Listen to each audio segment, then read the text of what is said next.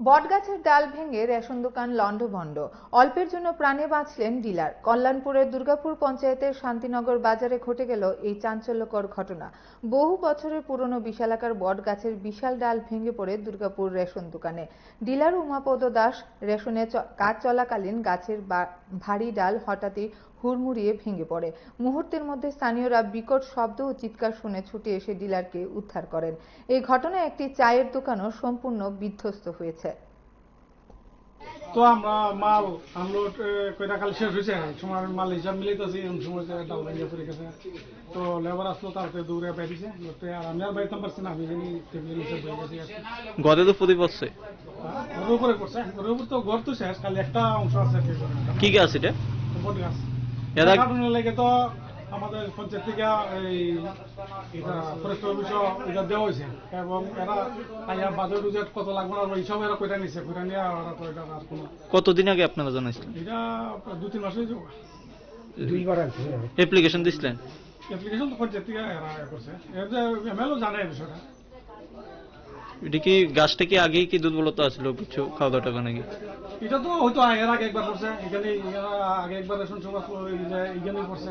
এরপরে যে ডাল দাও প্রায় সময় একটা দুইটা ভাঙিয়ে পড়ে। এখন আপনার কিরকম ক্ষতি হয়েছে বা কি কি ক্ষতি হয়েছে? ক্ষতি তো হয়তো আমরা একদিন মাল ঢুকাইছি, আগের কিছু আছে, স্টক আছে, স্টক মাল আছে। তো পুরো এখন সবাইলে বোঝা যাবে আর কি কিরকম ক্ষতি হয়েছে আর কতটুকু বাচ্চা। কোন জায়গায় এটা সব? এটা দুর্গাপুর গাঁও সভা, শান্তিনগর বাজার। কি নাম আপনার? আমার নাম উমাপদ দাস। সকালবেলা ওই বট গাছটা পড়ে আমার সার দোকান রেশন খুব ভাঙিয়া লাগছে।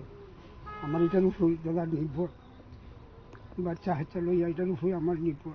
কোন জায়গায় ঘটনা এটা? এটা দুর্গাপুর। দুর্গাপুর রেশন শপের উপরে বলছে। রেশন শপের দক্ষিণ দিকে আমার স্বাস্থ্য দোকান দাঁড়িয়ে করতাম। আপনি দোকান প্রতিনিয়তই খুলতেন?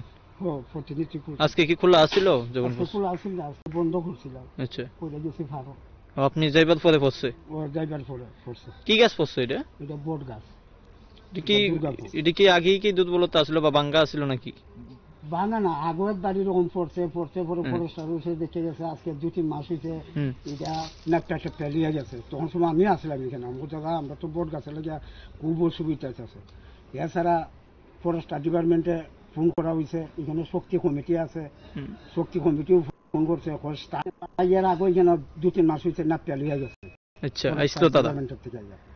এরপরে হঠাৎ করে এখানে আছে, শক্তি কমিটিও আছে, এমএল টেমএলও জানাইছে, এরা 2-3 মাস হয়েছে খাচ্ছে না। এখানে কি ফরেস্টের গাফিলতি আছে কইবেন নাকি? ফরেস্টের গাফিলতি কিতা কইতাম দাদা, কোন আমরা তো ফোন করছে, এখানে শক্তি কমিটিও ফোন করছে, এখানে নেতাও তো আছে, এরাও ফোন করছে, ওখান পর্যন্ত আইবার কোনো ফাঁকটা নেই।